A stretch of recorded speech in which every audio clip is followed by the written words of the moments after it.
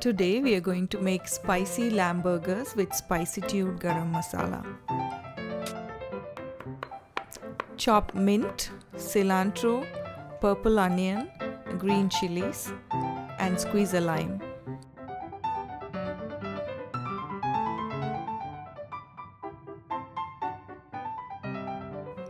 Add all these ingredients to your ground lamb along with paprika, Spicytude Garam Masala and salt and mix it well.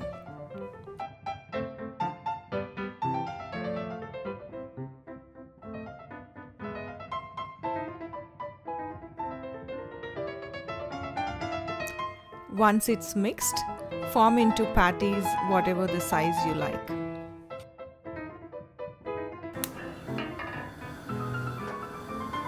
Preheat the pan or grill and cook the burgers to your desired doneness. Perfect.